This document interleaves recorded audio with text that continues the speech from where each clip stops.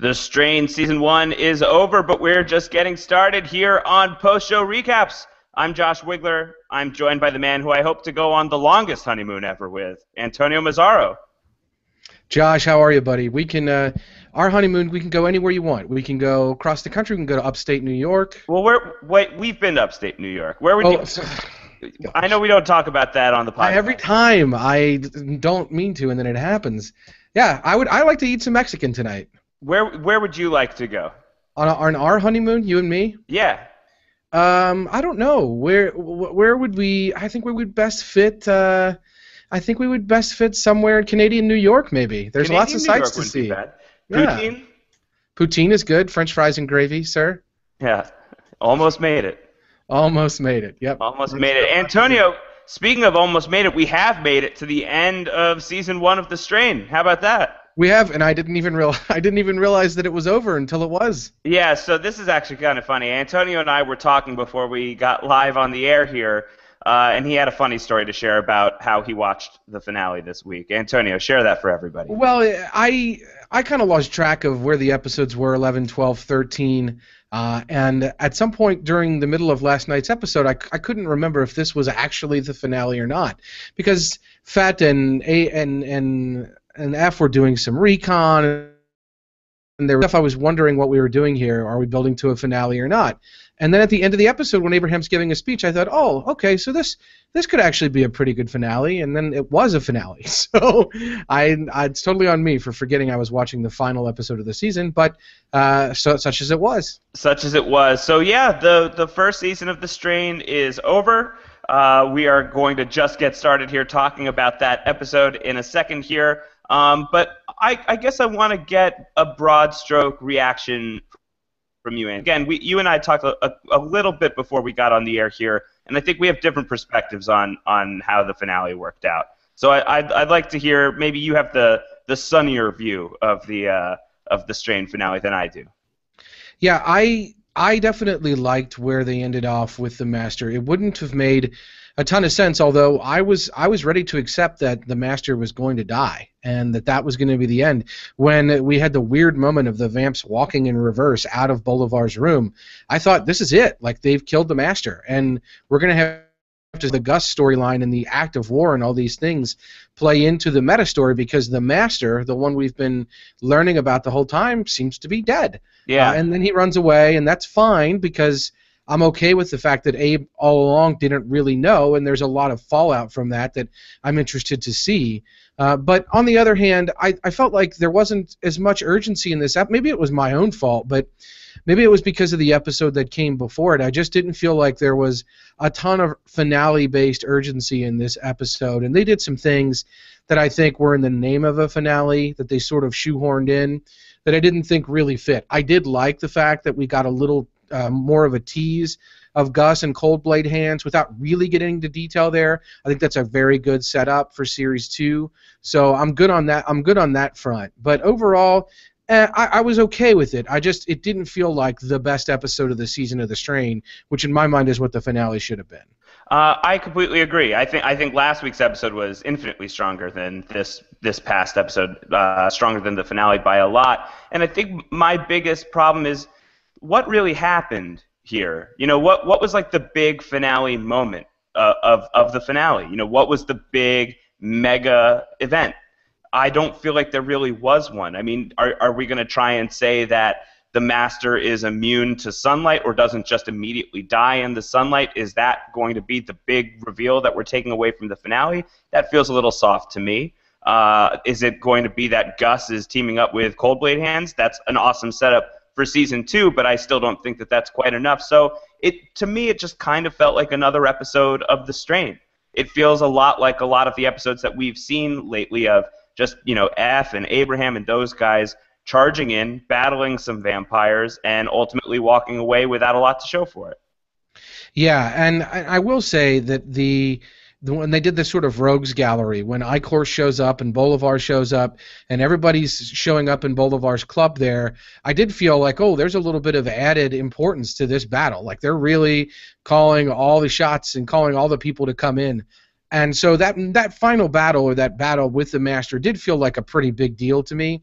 So that felt like a big moment. And But I think I agree with that. But I think my complaint is that what really happened there. nothing. That I was going to say. That said, we learned that Abraham doesn't know really what he's talking about, and we're back to square one. So all that happened is that the Master got really angry, probably from that. So And of course the Master's going to be good in sunlight. Look at all those robes he's wearing. He's covered. He's like head to toe. He's fine. That robe is pretty thick, I think.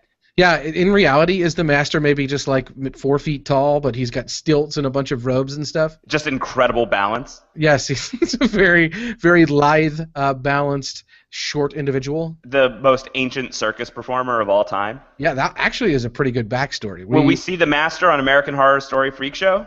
With a face like that, he has a place. That's for sure. I did wonder. The episode was called The Master, right? So it was called The Master. I thought we might be getting more of a backstory of the Master in this episode. I thought we might be getting more in that realm than we got. We got a decent face-off with the Master, probably better than the one we had a couple of weeks ago, in that they really got one over on him.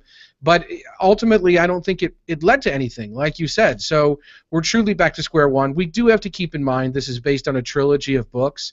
So if you were reading a trilogy, this seems like the end of a first movie. That you might say, okay, well, what did we do in the first movie? We got introduced to the characters. We learned some of the rules. We had some good and memorable scenes and sequences. We had a big battle at the end, and our characters didn't win, and so we're kind of back to square one with where do they go from here in order to reset. And there's still a lot of pieces in play that we can play with for the second part. So I do think that if we look at it on that level, it does make more sense than if we look at it on another level.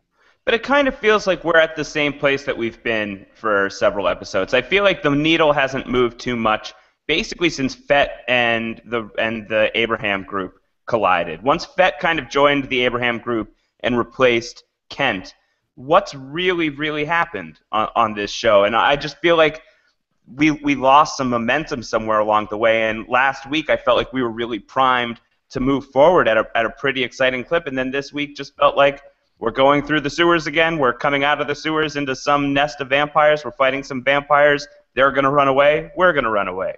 Here we go. It's happening again. So it just, I don't know. And I don't mean to be such a negative Nancy about it, but I don't know. I guess I expected more based on how great last week was.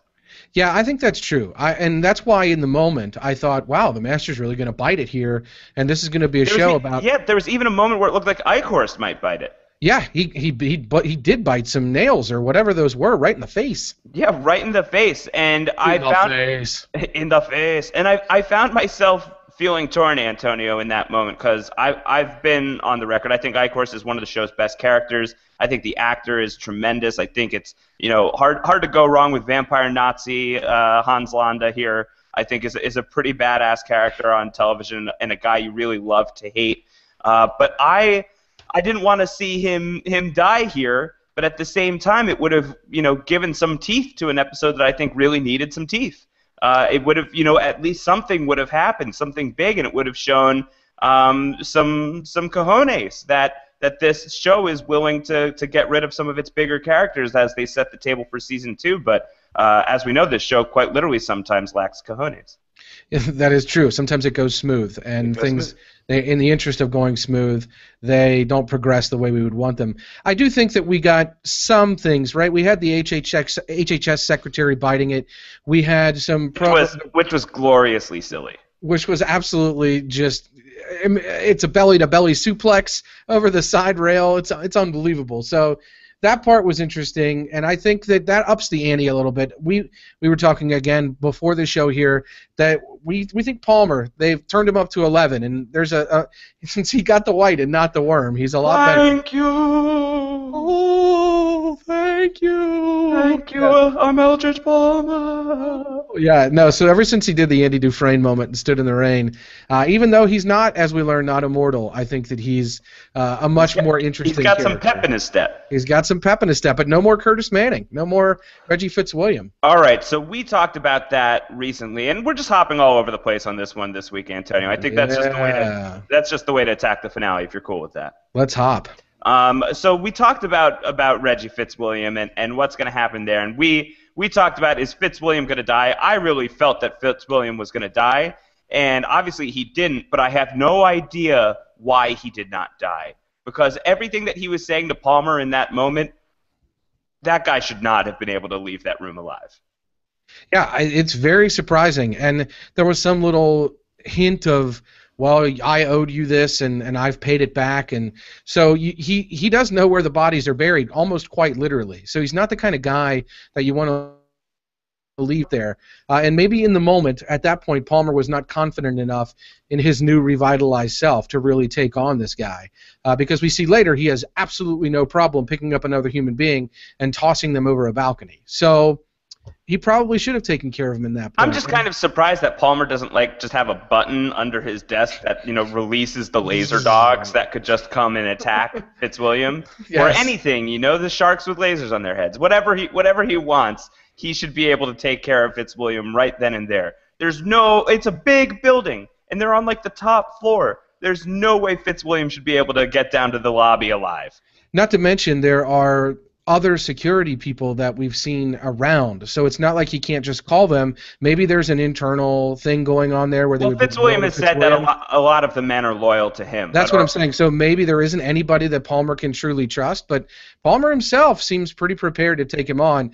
We know Fitzwilliam rolls with a side piece, so maybe Palmer didn't think in the moment that he could draw down on him, and maybe he was questioning his own mortality because he knew he had gotten the white and not the worm, and so maybe he didn't feel like he could make a move. But you got to think, this is not a loose end you want dangling around out there. Well, beyond that, do you think that the show missed an opportunity to have a good Fitzwilliam death scene here, or do you think that it's better for him to still be alive out there on the show? And this is coming from a guy who's a big 24 fan, loves Curtis Manning, big fan of Roger Cross, the actor.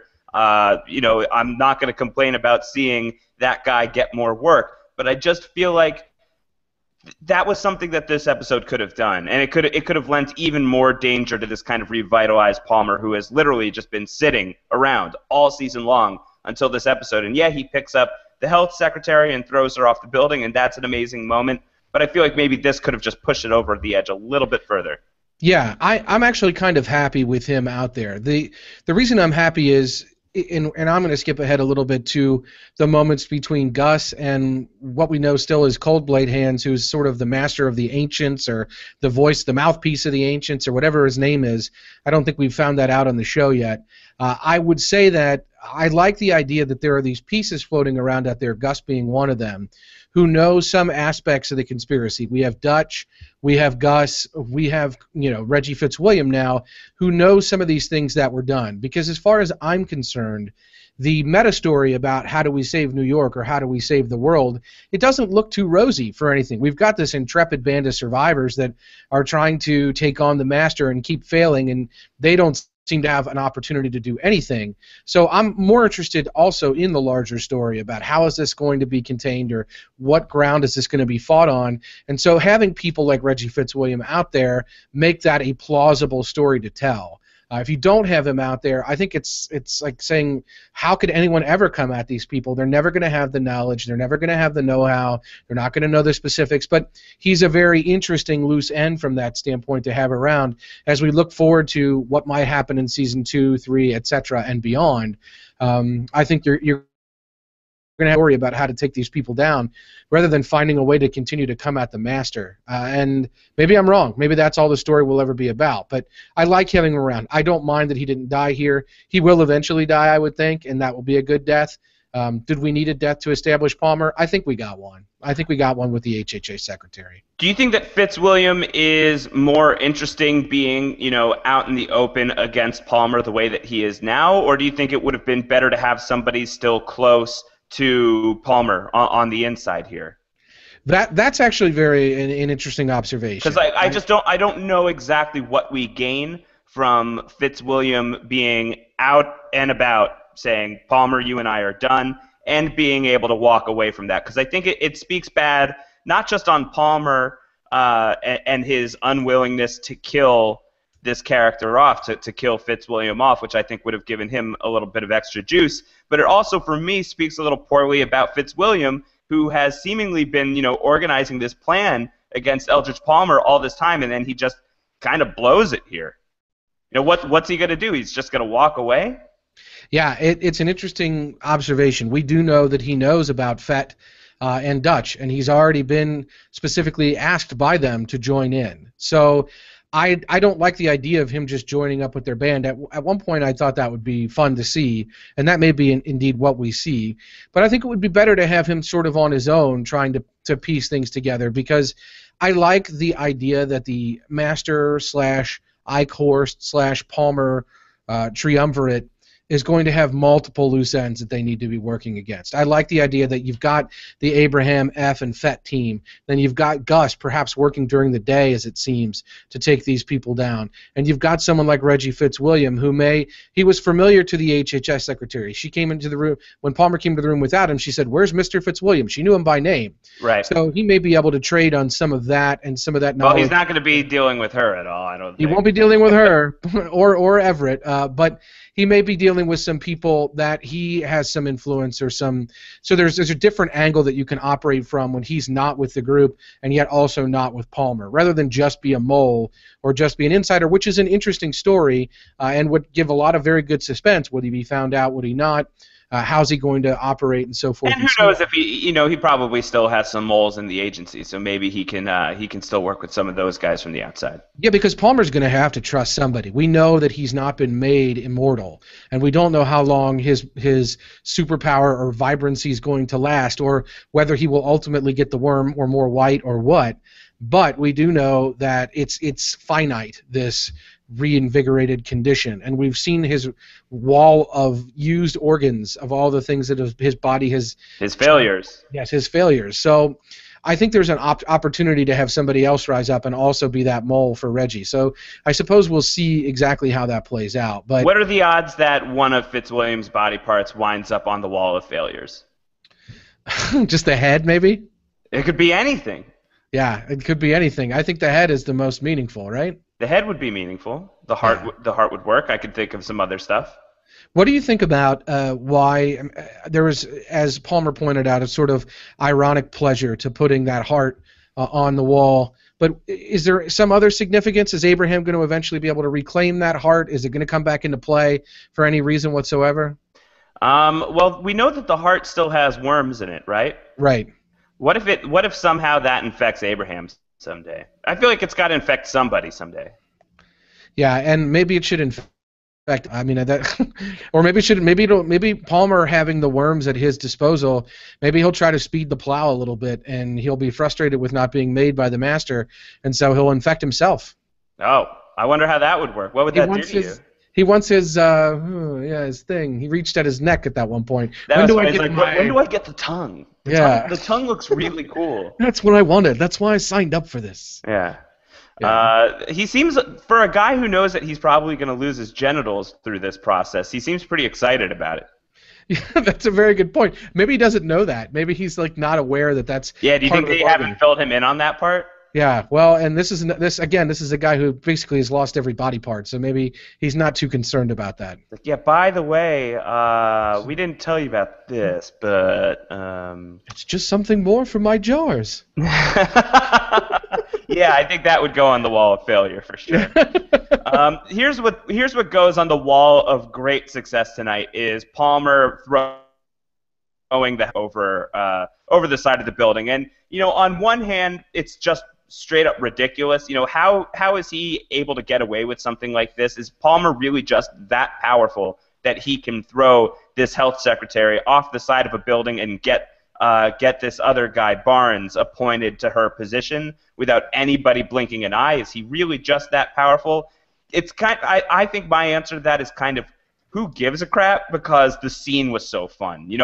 I'm willing to pole vault over logic when a scene is just tremendously, tremendously fun. And I think the scene with Palmer throwing her over the side was great, and getting that from Eichhorst and Barnes' perspective was so clever. I thought this scene was maybe the best of the night. Yeah, and I I did like especially the stuff between Eichhorst and Everett Barnes in the room while the conversation was going on. The awkward, like, I went to a conference in Munich once, I didn't like it. And Eichhorst says, oh, no, you wouldn't. Is he Jewish? Is it a Jew joke? I don't know. No, I don't. I mean, Eichhorst never one to hold back on the hard J's. But yeah, no. He would probably just hard J Barnes if he. Yes, well, that's because you're a Jew. Yeah, oh my God. It's hard to even say. I know. No, I don't know exactly why. There was sort of a weird series of glances exchanged between them before that conversation. So Eichhorst just is the kind of guy that walks into a room and makes you feel a little weird, right? Yeah, but what's funny, I think, is like Barnes. I don't think Barnes had any idea what he was dealing with there either. Like, I think with Eichhorst, like he felt like pretty cool to just like kind of be a dick to Eichhorst. And then the lady goes over the side. Maggie is her name. Maggie goes over the side of the building. And Barnes is like, oh, God, I don't want to do that, too. I'll say literally anything you want me to say. Yeah, and it's not clear. We talked about this in the podcast early this season. And I don't want to spend a ton of time now, but it's not clear what role Barnes is really playing. He was the one who did try to get F kind of all these things pinned on F to begin with. So it isn't 100% clear what his motivations are or why he's doing the things that he's doing.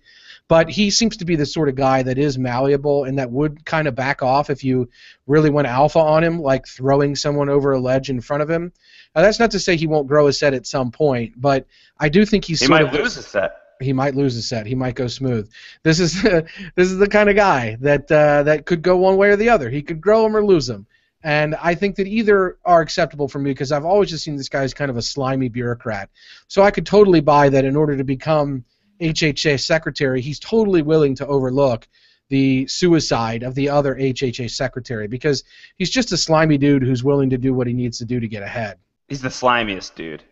Yeah, he really is. Well, as slimy as you can get without having a one of those things. That would make him a little slimier. Yeah.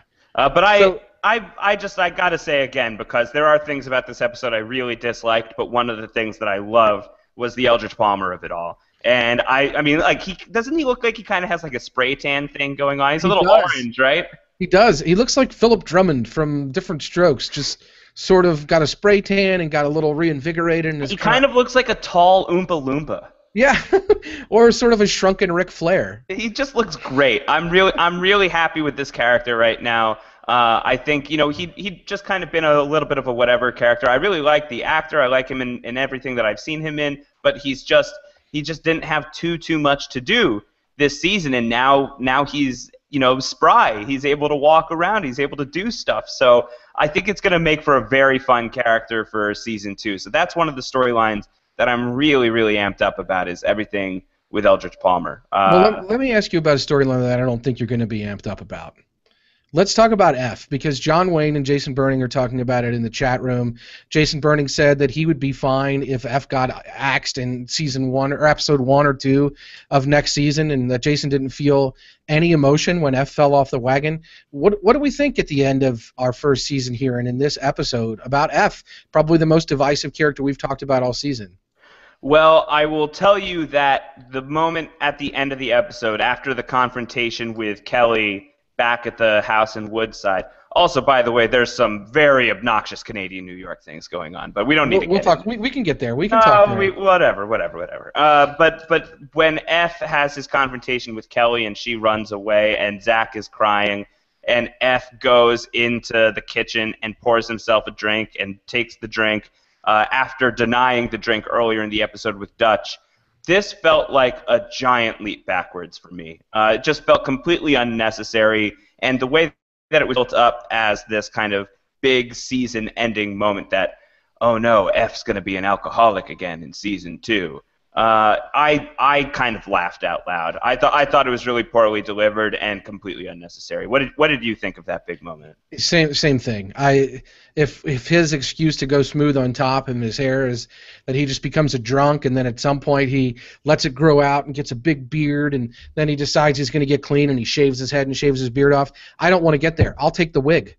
Like, Yeah, let me keep the wig. I'll take the wig every day of the week, man. Yeah. I really Like will. if that's how we're building to a big moment to lose the hair, I don't want it. I just would rather we not have to deal with F descending into more madness and sadness and becoming more of a jerk. Well, I'm fine with him becoming more of a jerk and descending into more madness, but not in this way. This is a weird route to take. This is it feels like it's going back to some of the things in the beginning of the strain that weren't working, which is, we had a lot of criticism for sort of the family drama of it all, the custody hearings and the AA meetings. And do we really need any of this stuff when there was so much other drama and so much other possibility happening in the world of the strain? There's vampires in New York City. That kind of demands your attention. Do we really need F as an alcoholic as a major storyline through this thing? I really don't feel so. I don't think we do. And I actually kind of liked F earlier in the episode. I enjoyed him with Fett. I liked them staking out the vestry, going in and checking out the headquarters that the Master is trying to protect. I liked his little moments with Satrakian earlier in the episode. And I even really, really liked his scene on the rooftop when he says to Nora, he says, I got to stay behind with my kid. I can't keep leaving my kid here. It's bad parenting. I got to stay behind. And then I was really mad at Nora when she said, hey, you got to take him with you. Like, we all got to fight this together. The kid's got to fight. It's like, no, F had it right. For the first time all season, he had it right. He needs to stay behind. So I liked him there for a split second. I liked everything having to do with him training Zach with the sword. I thought was kind of a good scene. But when we get to this moment at the end of him just buckling under his alcoholism again, and not to be insensitive to the topic of addiction, I just think it's something the show does not need. And the way that it was hyped up kind of as like the big character moment for F in this episode felt really unearned and very unnecessary to me. Yeah, me too. I didn't. There wasn't even any real emotion in it. It just sort of happened, even though it had been teased not once but like twice earlier in the episode. Once when he said, "I guess I'm an alcoholic and have a nose for booze," and then later when he overtly turned down Dutch's offer of the vodka and killed a plant in the process like a jerk. Yeah. He could have just handed it back to her, right? Yeah, he's a scientist. He knows that can't be good. Yeah, he's just a jerk. So anyway, I like you. I was sort of like you too. Oh, thank you, Josh. I really like you. Okay. I would have said really if I was talking about how much I like you. Oh my gosh. Oh, this just got awkward.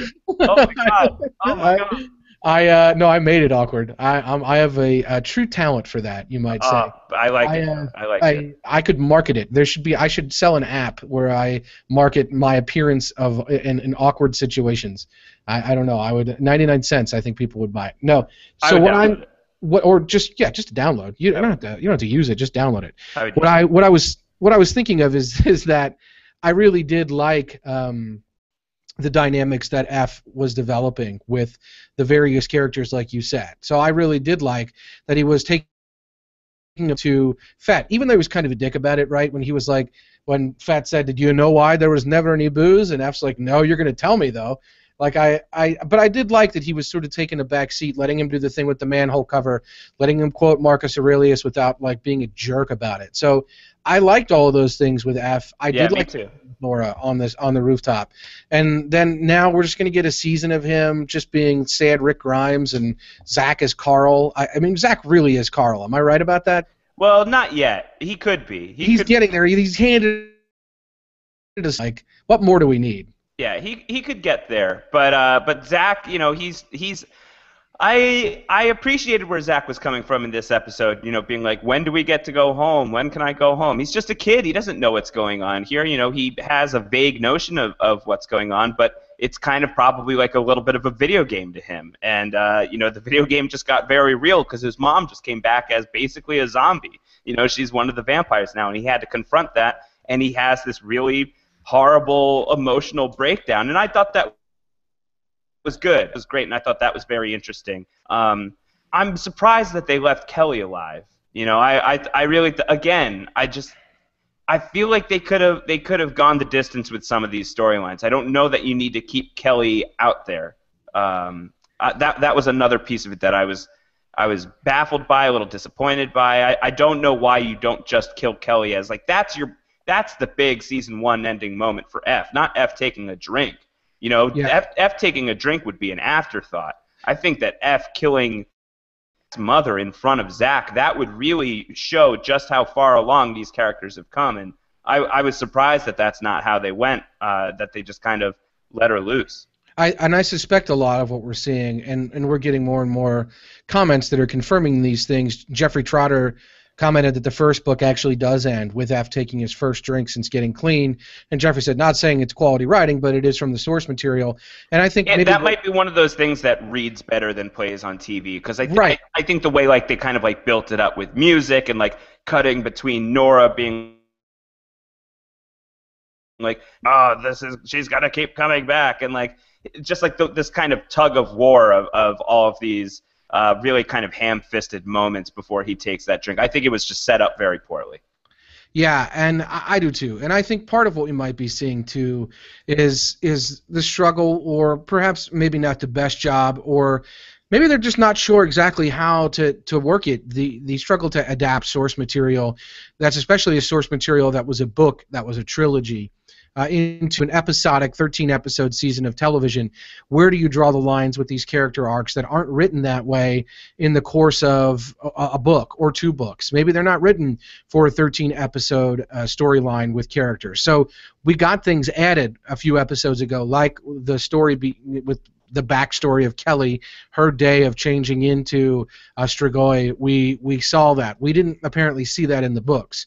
And so I think that's in service of them feeling like, well, we need to stretch this out a little bit because here's the end point that we need by the end of the season, because we've decided where we're going to cut this arc off.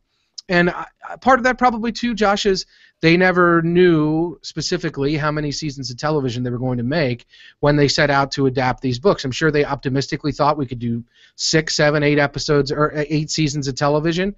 And when we do 8 seasons of television, then we can adapt 3 books and so forth and so on. But maybe they're only going to do 2, and maybe they're only going to do 3, or maybe they were only going to do 1. So maybe they should have fast-forwarded some of these arcs with the idea that they could do some of the flushing out in seasons 3 or 4, like other television shows do, and not really have to worry so much about doing that in season 1. They probably could have fast-forwarded a lot of these things. I have complaints about several. We talked about how they dropped Bolivar all along. Yeah. And then he kind of pops up here as somebody that's somewhat important or is an acolyte. He doesn't die. I don't think we've seen the last of Bolivar.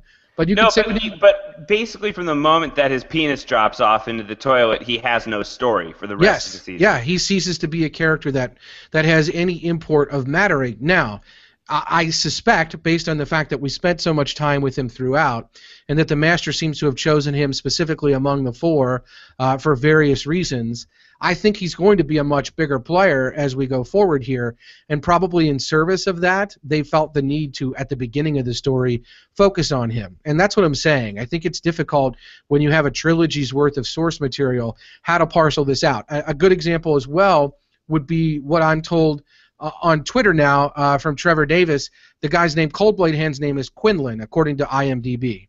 And so he would never be Coldblade Hands, though. Well, Quinlan is a much better name, right? Or no, Coldblade Hands is a much better name. A great last name.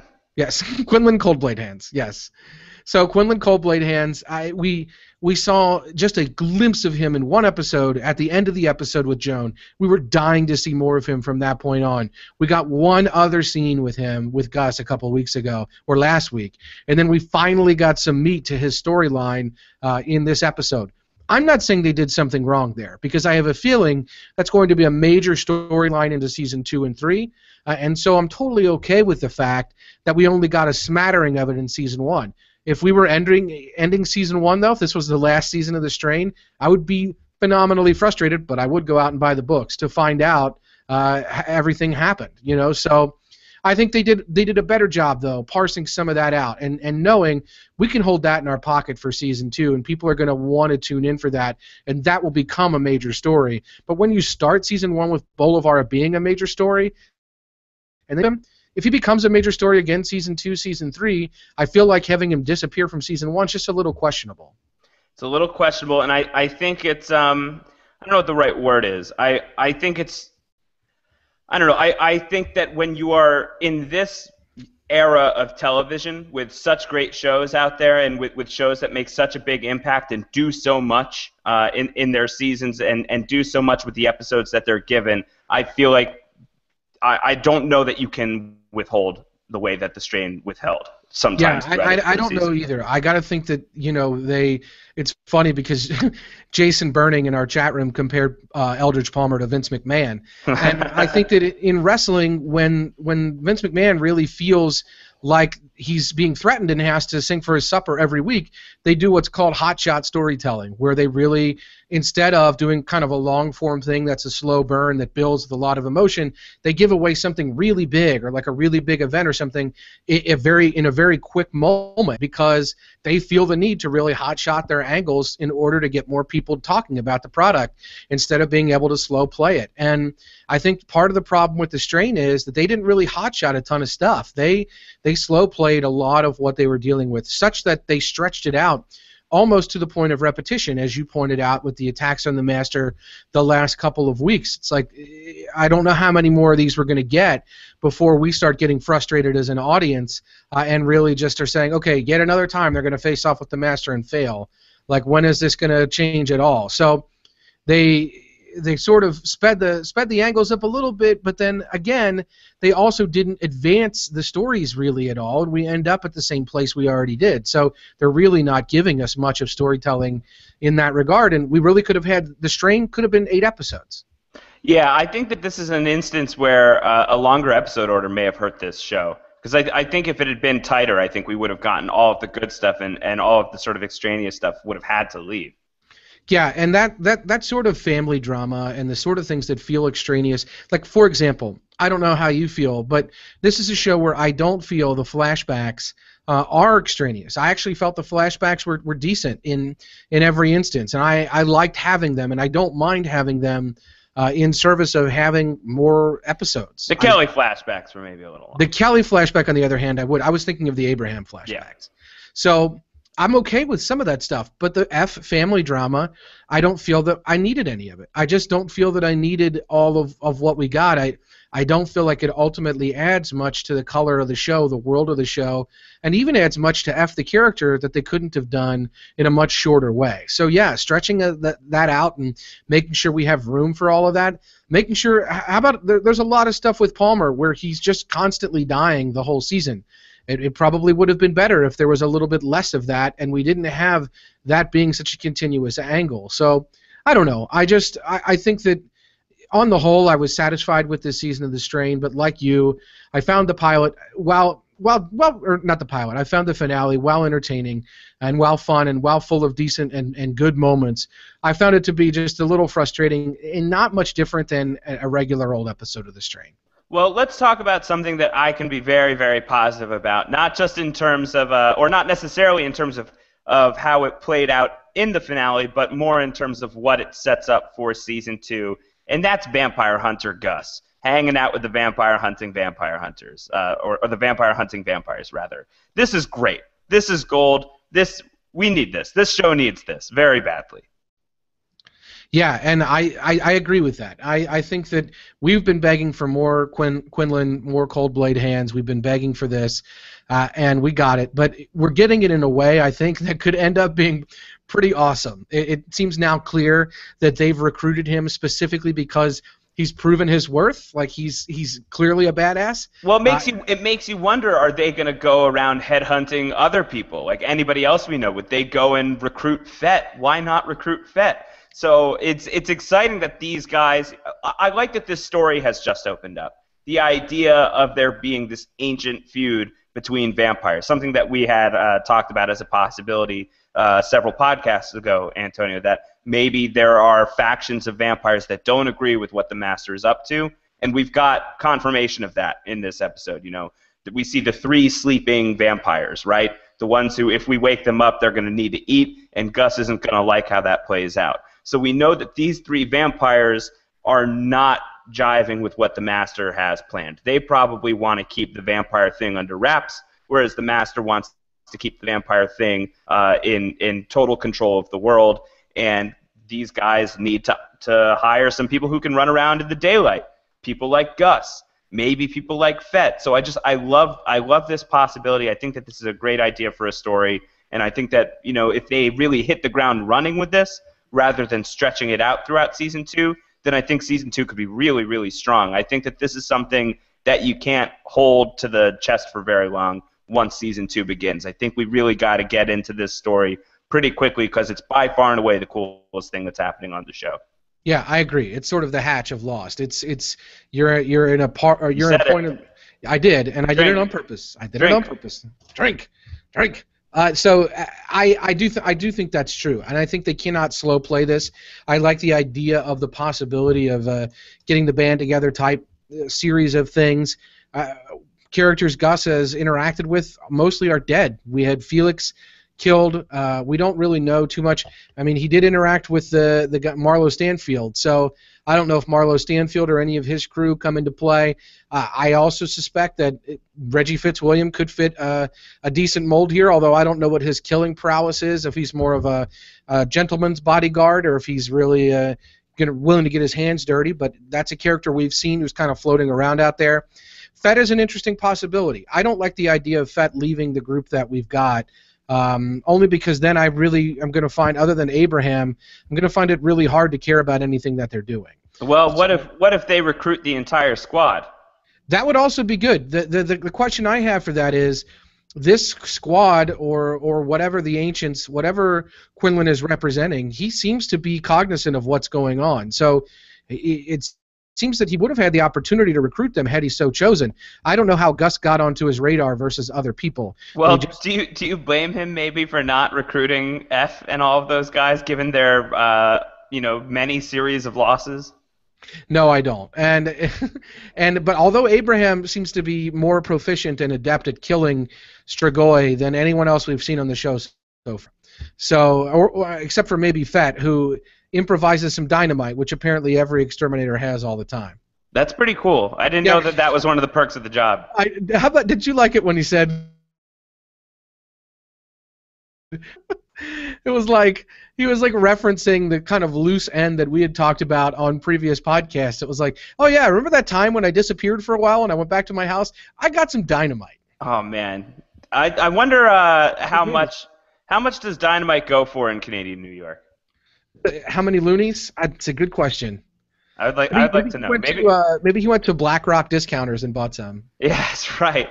Well, on our honeymoon, Antonio, we can get some dynamite. If in Canadian New York, yeah. Well, yeah. We will make some dynamite too. Oh boy, hey, woo! What else is there to talk about from the episode, Antonio? Well, I'd like to kind of dig deeper on the ancient storyline for just a moment. I don't know what's my take is that. And again, I'm not spoiled by anything that's going on with the books or anything like that.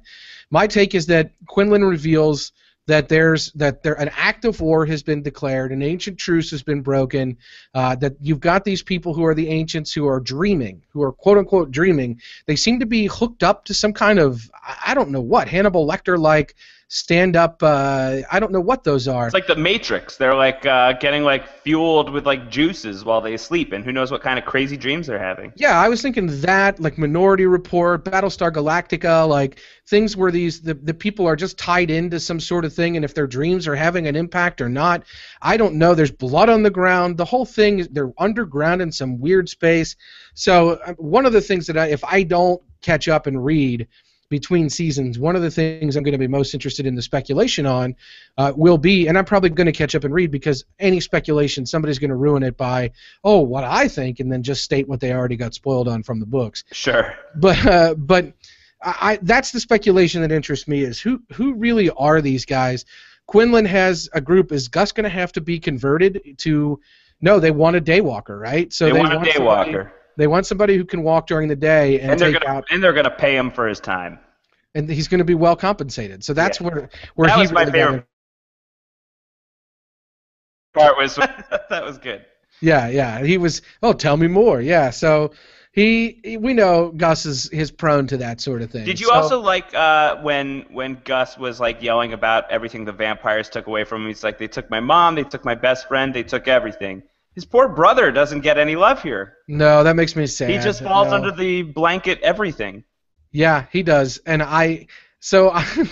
he's part of the everything, but he's not a very important part by name. I guess not. So I didn't like that. I did like when Gus was initially kind of taunting Quinlan, which was not going anywhere. You planning on eating Mexican tonight? And then he just kind of comes at him and then gets down and then he tries to run away. The dudes are badass, and you just are not on their plane right now. Yeah, and that's why I say like I didn't necessarily love the Gus scenes in the episode. I think that kind of thing was just a little silly to me. But when he gets to the Ancients at that moment, it's just like this. Yeah, that was really good. Yeah. I don't know what we're supposed to glean from that scene other than there's some ancient war going on or ancient truce that's been made. I guess that would mean there are vampires like I think this is like a let's use a Harry Potter metaphor, right? Like there are people that are happy to live content and cohabitate with the people of the world and not drink them and feed in such a way that's organized and not spreading their disease and not causing a plague to humanity. And I guess maybe the agreement has been to not do that, and the Master violates that agreement through Palmer and Eichhorst in trying to truly spread the disease and spread the plague and really take people over. So I guess that's what the act of war is, and maybe the Master is not actually. Maybe the Master is playing Palmer in that he's not trying to dominate just the world. He's vampires who don't want this sort of aggressive action. So he's the Voldemort of the crew, right? Yeah. I mean, that certainly seems to be how it's shaking up. That these vampires have been, living in quiet for a long time, and they don't want to see this, quiet existence they have. They don't want to see it ruined. Yeah, and the thing that I thought was very interesting about all that is when Quinlan is talking, Cold Blade Hands is talking, and he's kind of explaining, who are you? Why don't they speak? Why are you speaking? And I think that Quinlan's line is something like, I speak for them for now. I'm their mouthpiece for now. So I don't know what the expectation is there, but I thought the for now part was really interesting because are we going to see them wake up? And if so, how's that all going to play out? Are we going to get flashbacks that are really deep? Or is there some other chosen one that they're waiting to be the mouthpiece for these guys? Well, that's interesting. That's actually something I hadn't thought about. But who's the Harry Potter of the strain? Is there anybody with something on their head that shouldn't be there? I could think of one guy. We haven't talked about Wigler Wig Watch this week. Oh, it is what it is at this point. We've got people speculating that the wig was different, that the wig was actually legitimately different when they went to do recon than it was throughout other points of the season. It's like his battle wig? Yeah, like like a helmet, like he just put it on, and yeah, maybe it's his battle wig, like he just he threw on a different piece and he was ready to rock. Yeah, I mean, listen, you go to war, you got to wear the proper headgear, so you got to get that battle wig on. Yeah. So that may be what was going on there. I don't know. I thought the Wig Watch and the map analysis scene, I think there was room for it because that's kind of. By the way, why did they go back to Dutch's apartment? Didn't we already get that the place was infested? Was that Dutch's apartment? Was that? I guess it must have been because of all of the computers and everything. Yeah, I was pretty sure it was. But it looked like a much better apartment than what we saw from Dutch earlier. Natural light. This wasn't Fett's apartment, was it? No, well, maybe I don't think so. We saw Fett Fett's from Red Hook, and this was Gowanus. Yeah, this was Gowanus. So this was in Canadian New York, and in Canadian New York, those two neighborhoods are very far away from each other, unlike reality. That goth douchebag. I know. No. So I did have some Canadian New York issues that I'll just summarize really quick. The big one being. So they just get from, they're being pursued by all these vampires in Harlem. They leave the pawn shop, right, at the end of this last episode. And the next time we see them, they're in Gowanus. That's not easy to get from Harlem to Gowanus, especially when you were being actively pursued by all of Eichhorst's vampires. I don't know how that happened. I don't get that. That makes no sense to me. And I also don't get how they were able to do it in, their bread truck. They got to hang on to the bread truck somehow. What about Zach's little faking of his asthma attack? And I didn't place how that worked, but they were somewhere on some highway. I didn't catch if it was a Long Island Expressway or. They took the Brooklyn Bridge out of Tribeca and went to Woodside. Okay, so which is not probably the best way to get to Woodside from Tribeca. But weren't they already on the way somewhere, and this was kind of a stop off? That was confusing to me. They're probably on their way back to Gowanus, which would make sense. That would make sense. Okay, I was just checking. I felt I definitely took a note on that because I saw the sign for the Brooklyn Bridge, and I saw that they were on the highway, and they were headed somewhere, and then there was an audible called when Zach started hyperventilating. So I was confused. Yeah, I wasn't so mad about getting from Tribeca to Woodside because there was a story reason to do it. But getting from Tribeca to Gowanus through the Brooklyn Bridge, thumbs up. That's cool. That's fine. Yeah, so that was good. I'm glad we kind of covered that because I personally had some question marks about that. I guess I had a couple more questions for you. What did you think of Nora? Were you good with what happened with Nora in the aftermath of the "Don't box that up," Mrs. Martinez? I don't like. I liked headless Mrs. Martinez. I thought was kind of funny. I thought that was just kind of a funny afterthought. I didn't like Nora telling F to bring Zach along, and I didn't like F bringing Zach along. I still think that that's not the right move. I don't think that we're quite in full-blown apocalypse yet where that has to happen. This isn't The Walking Dead yet where literally nowhere is safe. Things are progressively getting worse, but you could probably hole Zach up in an apartment for a while with a responsible adult, and it would be decently okay for a while. Probably safer than bringing him to the Master's lair with literally zero combat experience. So I was not a fan of that, and I didn't like Nora doing that. But I like Nora's newfound attitude of like, everybody's dead, everyone's gonna die, we should probably just fight. I think that's a better speed for Nora than some of the speeds we've seen from her before. And I mean, I feel like she's going to be kind of one speed, it seems, from here on out, in that she's sort of just kind of FTW mentality, where she's just ready to be done with it and for the wig. She's for the wig, for the Wigler, actually. That's what I was thinking of. Whoa. She's for the Wigler. So, hey, you're doing pretty good there. So it's not bad. I think Careful, that. Nora, I'm married. Hey, you got to be careful with that, Josh. I know. You got these characters on these shows that don't exist in real life at all, threatening your relationship. That's no good. It's a lifelong struggle. Was it Betty Rubble? Was it Daphne from Scooby-Doo? What? I'm not naming names. Not at liberty to say. I understand. Nope. I understand. It's probably one of the Power Rangers. It may or may not be Ed Harris from The Rock. Well, if you're gonna go, Ed Harris is a very dependable person, so I think you could rely on him. Yeah, I don't know. It'll be interesting to see where Nora goes from here. I think the one thing that I would like to talk about as we're wrapping up, discussing the first season of The Strain and talking about the finale is just the monologue that closes the episode out, which is kind of mirroring the way that the first episode had monologues from Abraham, and so we're getting the same thing here.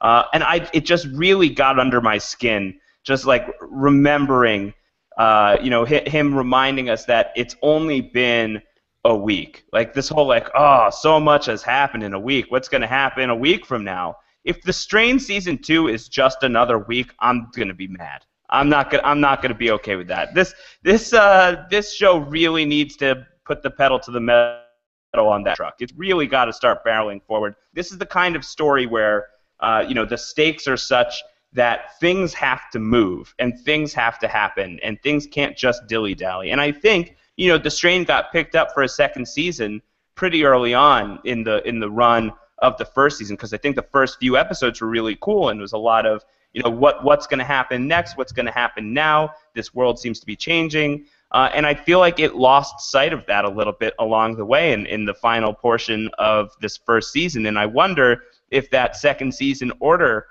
hadn't come so early in the season, would it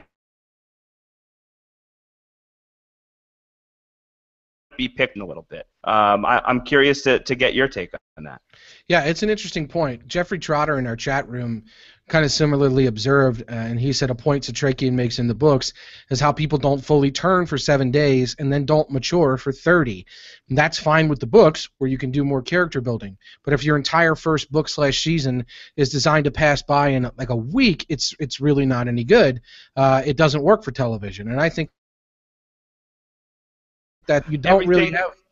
Maybe don't design it to be just 1 week. Right, and I think that that's pretty much the failing. And like I said, I don't know if this is a function of how much was in the can or written or committed to with locations and shooting schedules before they got renewed versus after, what kind of confidence they had in that, how they decided to proceed in terms of the adaptation.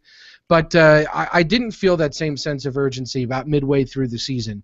Some of that was they started introducing flashbacks. They had characters go on follies that really didn't ultimately matter. I mean, think about the time when Dutch, for example, we have this big moment where she blows up and says, "I'm leaving." She leaves. She just comes back 2 episodes later. Yeah. I have a feeling that's because they didn't know what to do with her, and they wanted to have an episode where she wasn't there to take care of Zach at the house. So it's just a lot of real contrivances to, I feel like, keep the story in the moment. And there's sometimes for me this feeling of like playing with toys and just like, kind of playing this epic game with your action figures, and things happen and you're making the story up as it goes. And sometimes that's a very fun way to play, and then sometimes you're just, running around in circles, smashing things into each other over and over again in slightly different ways. And that's kind of how the storytelling of this first season of The Strain felt to me, where you have all these cool new toys, really, really fun to see them, broken out of the box and put onto the field together. But after a while, you've seen them smash into each other enough. You got to get a little more inventive, and I think the Dutch thing is a really good example of that. It's like, well, we don't know what's Dutch right now. Let's put her on the shelf. Oh, we need Dutch back. Let's pick her up again. And I think that there was a little bit of that. And I think that this idea of having to, tell the story over the course of 1 week, I think was kind of harmful to the season. I think that maybe some of the stuff with the custody battle, with F's feelings towards Kelly, with F's feelings towards Zach, I think would have felt fuller. I think maybe would have just felt a little richer if some time had been allowed to pass. Let's say this first season takes place over the course of the month. Why not? I feel like that gives everybody a little bit more breathing room to actually evolve as characters, and for the audience, therefore, to kind of, attach themselves to these characters some more. I think that there are certain characters on the show who are really kind of very nicely realized right away. Like, it doesn't take a lot to fall in love with Abraham Satrakian or Vasily Fett or Gus, because these characters are just like such badasses and amazing right away. But a character like F, who's clearly intended to be layered and complicated and not somebody who's easy to like or root for, I think you need more than a week with that guy. I think you need to see a little bit more of that guy's life and why he is the way he is. And I think that was one of the big failings of the first season of The Strain. And I thought that, everything that happened with him at the end of this season finale really kind of punctuated those points. Yeah, although on the other hand, we criticize them for spending too much time with F and some of the things that ultimately don't matter. So it's tricky, and there's no doubt that we're nitpicking on some of it because it is tricky in the grand scheme of things. I just think in general, the criticism that I have of this finale is that it didn't feel like that much significant had happened to cap it off. It wasn't, and there are TV shows where this happens. I mean, there are TV shows like The Wire that are famous, for example, of having your penultimate episode be like a major, major thing, and then your final episode is falling action. And that's totally fine if you've got falling action or resolution in your final episode.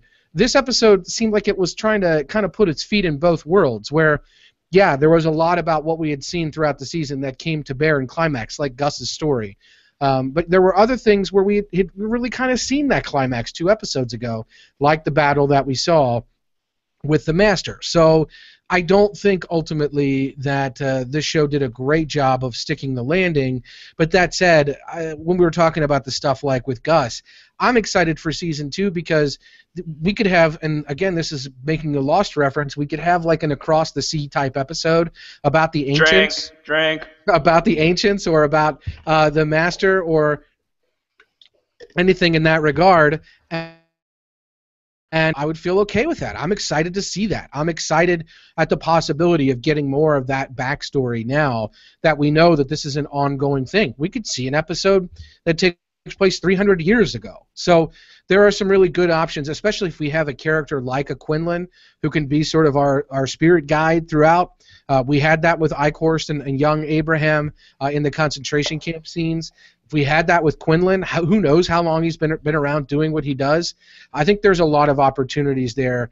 A lot of opportunities for some more decent storytelling. I agree with that. Now, I think that there's a lot of possibility here. I think that the mythology here has just gotten much richer with everything that happened with Quinlan introducing these 3 ancients and talking about this ancient truce that's been broken. I think that there's a lot of potential there, but it has to be realized, and it has to be realized fast, because I'm not on board with the strain just spinning its wheels the way that it did with these past few episodes. Last week's episode being a big exception. I think that the 3 leading up to that one, and in my opinion, less so for you, but in my opinion, this finale I think is lumped in with that latter season, sort of dragging its feet along syndrome. We can't have that for next season. We can't just have the guys come up with some willy-nilly plan and attack the Stoneheart group only to get thrown out the door. That can't happen anymore.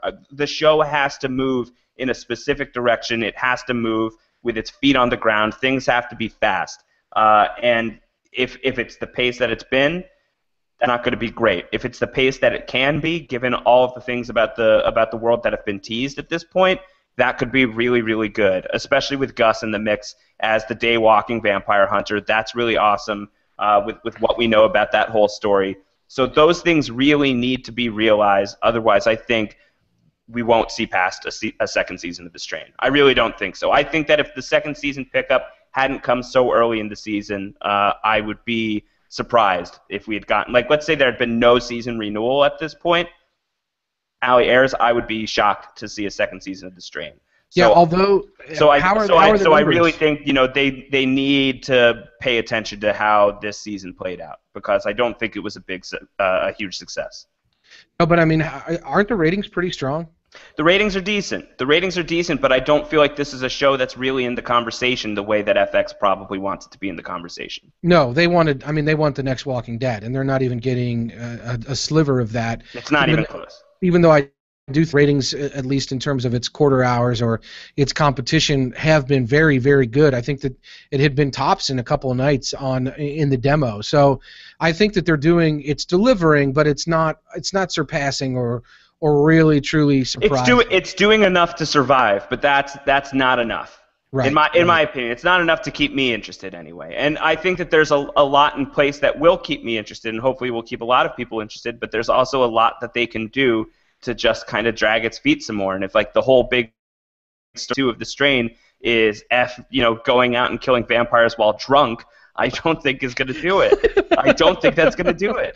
I agree. The thing is, look, we didn't really. We're not going to. I don't want to get too much further into it because we're wrapping it up here. But the show is called The Strain. It's always been very heavily based in science. F is a scientist, and so is Nora. And so we have comments from people, like I mentioned earlier, like Jeffrey, that talk about how there's a really important thing to the way this verse evolves and impacts people. And we really haven't seen that play out because we've only had a week. So I would like to know, for example, we've seen a lot of examples of this. We've seen Palmer get the white but not the worm. We've seen the Master give Kelly a different sort of treatment and mind meld her, even though she was infected specifically by another Strigoi. We've seen the worm that Eldritch or that Eichhorst was given be almost sort of a Blood Bros, a Worm Bros type worm, like we talked about. So what is the difference between all these things? What makes an ancient, and what makes just a mindless zombie walker like a Felix type moment like that? Like what is the difference? Is it time that people have stayed around? Is it a different strain or a different part of the virus? How is Eichhorst able to retain brain function and be so smart and so funny and so clever? And some of these other guys are just drones and mindless. I don't know if it's just time passing. I don't think that is the case. So it will be very interesting to me to see all that play out. Yes. And I'm more interested in seeing the show focus on that than I am seeing drunk vampires.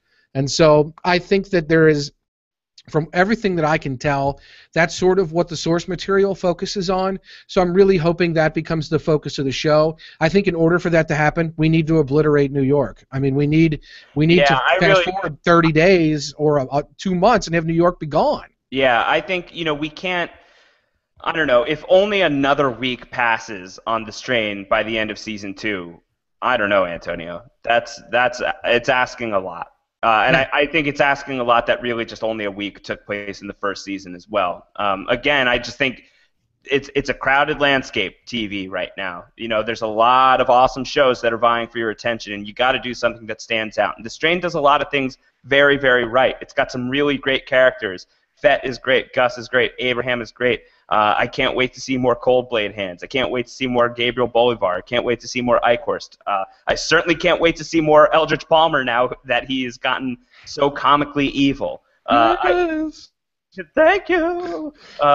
So there's things like that it's got going for it. It's got some really good creature design, the master notwithstanding, and there's things that it's got going for it that other shows don't have. But it also it's lacking this sense of urgency and this sense of direction that some of the other shows that are a little more successful, that are a little more entertaining have. And it needs to discover that quickly, because you can get away with that in season 1 when you already have a season 2, but there's no guarantee of a season 3. And if the strain wants a season 3, I personally think it has to step it up. But I mean, I don't see this like filling a room at Comic-Con, for example. Maybe I'm wrong. I don't know. We'll find out next year, I guess. I wasn't in the room for the Strain panel at Comic-Con this year. I believe that was right after the Sons of Anarchy panel, which I was in the room for, and a lot of people were leaving. But it was only episode 3 or 4 of the Strain at that point, so that's kind of a hard thing to judge. And yeah, there's everything with the book, so those people would probably come out. But the TV show audience, presumably you're going to want that to be much bigger than the book audience, and I don't know what that will look like next year in San Diego. That's an interesting question. Yeah, and that plays into what you're saying about the sense of urgency. I just don't see this as a show that's going to leave anybody talking for the off season and everybody really excited to come back for season 2. And I think you are gonna bleed viewers, and it's going to be a struggle. So I guess we'll find out. Strangely enough, the highest rated episode of the series was, I believe, it looks like it was besides the pilot, it was the highest rated. And then we've got For Services Rendered, which is the episode where Chief comes back and finds his wife, Joan, has been infected, and ultimately the Mr. Quinlan arrives and kills Joan at the end of the episode. That's the highest. You mean in terms of feedback, not in terms of ratings? No, I think that looks like viewership. Viewership, yeah. Okay. Yeah, I'm looking at Wikipedia and viewership. So it's not. It sort of seems like it might have peaked there. We were under 2.2. We've just not done great numbers. And what episode number was that? 5 or 6? I think that was 7. Okay. Yeah, that was so about 7. Halfway through the season. Yeah. So and then it's since kind of how it's gone up and down and I think that it's not really doing the numbers. It's doing well in the demo, but that's about it as far as what I can tell, or what I remember at least from 3 or 4 weeks ago. I haven't looked in 3 or 4 weeks, so it was good enough to get renewed. They clearly like some things about the show. We know that there are really great creative people involved with this source material and with the show itself.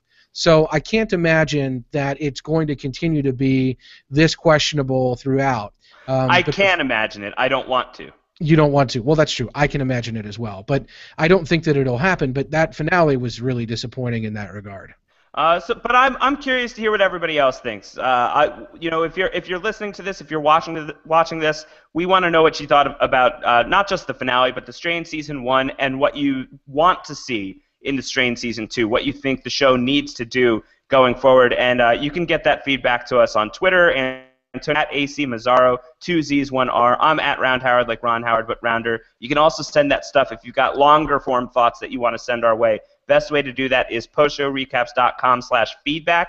You can send as lengthy an analysis or as short an analysis as you want that way. We just ask, please keep it spoiler free. I'd really would prefer not to know what's actually coming up on the show if you've read the books. So if you've read the books, keep it vague, please. If you think it's a spoiler, it's probably a spoiler.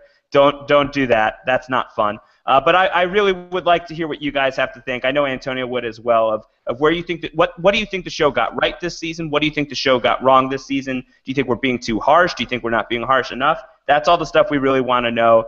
But in the meantime, this show has been picked up for season 2. And Antonio, I don't want to speak for you, but I certainly am interested in covering that season. So I think that we will be back for season 2 of The Strain. You know, even if it didn't live up to its full potential for me in this first season, as you said, Antonio, there's a lot of people involved in this show that I really do believe in. Carlton Cuse, Guillermo del Toro. I want to see what these guys can bring to the table with the second season of the show, and I think that the table is set for a better second season than the first season. But to say I'm curious, to say the least. Yeah, so am I. And I like the actors on the show too much to think that it's not something that I'm ever going to not at least be entertained by watching. Kevin Durant is doing great work, and we've got it across the board. We've got people that we really like in these parts. And I think that so in that realm alone, it's always going to be a show that entertains me. I think it had some very good moments throughout. The finale was a little disappointing in that it felt like other episodes of the show in some respects, although I like you, think that there's some interesting things that they set up or that the source material sets up that really make me interested to watch season 2 and hopeful that if we focus more on Gus and Quinlan and the differences in the strains of vampires, and maybe we need to make a grander plan and we need to have Palmer just being evil along with Eichhorst. I think we have some opportunities here for some good stuff that doesn't just include our characters going back to square one and doing the same things over again. All right, well, that's going to do it here for The Strain live on post-show recaps this season. That's not going to do it for post-show recaps this season. We're still in the thick of some really cool stuff. Antonio and Jeremiah Panhorst have been talking about Boardwalk Empire, the final season. How's the final season going for also trying to keep that spoiler-free? How are you enjoying the final season so far? I'm enjoying it. There are a lot of flashbacks in that season as well, some of which, like this series, are better than others. And then Rob Sesternino and I, we are covering Sons of Anarchy here on post-show recaps for the final season of that show. We are going to be doing that show has moved to Wednesday mornings, but this week we are going to do that live after the episode ends. So Tuesday night, probably around 11:30 p.m. Eastern, is when Rob and I are going to get together to do Sons of Anarchy. And Antonio, you and I are never going to talk to each other ever. This is the final time that you and I ever speak. No, lies. Lies. No, we're actually, Antonio, I'm just going to announce this right now. How about that? We're going to do this. We're going to talk about this. Antonio and I, if you guys have not, along with the Lost Lives podcast that we've been doing here on post-show recaps, we were talking about Lost all summer long with a lot of really great people, and we are going to keep that going in some capacity by talking about specific episodes from the day. A week from today, October 13th, is the 10-year anniversary of the Lost episode Walkabout, the very first John Locke episode, one of the best episodes of the series of all time. Antonio and I are going to get together at our usual time slot where we've been talking about The Strain. We're going to talk at 4 p.m. Eastern on Monday, October 13th, talking about Walkabout and probably just geeking out about John Locke for a good long while. So if you're a Lost fan, join us for that. Try and watch Walkabout ahead of time. Try and watch the episode before that, Tabula Rasa, ahead of time if you can. Send us your John Locke questions at postshowrecaps.com/feedback, and we'll talk the show, and we'll see where Lost Lives goes from there. But other than that, I'm sure, Antonio, you and I are going to have some more things to talk about in the coming months as well. But this has been fun. Even when The Strain has not been at its best, I've always enjoyed talking about this show with you. Yeah, and I'm very thankful for all the people who talked about The Strain along with us, the Strainiacs, as they were called in the chat room today. Oh, my God, I love that. Yeah, I'm very thankful for everybody that sent us feedback, sent us comments, have their own opinions, passionate or dispassionate about this show, and very thankful that you've shared them with us and been part of this conversation. So thank you guys as well for really playing a part in our talk. And Josh, we will have to find another strain, my friend. I think we will. I think we'll find another strain. I don't think that's going to be a problem. All right. I don't think it'll be a strain. No. I think so too. All right, guys. Thank you so much for tuning in.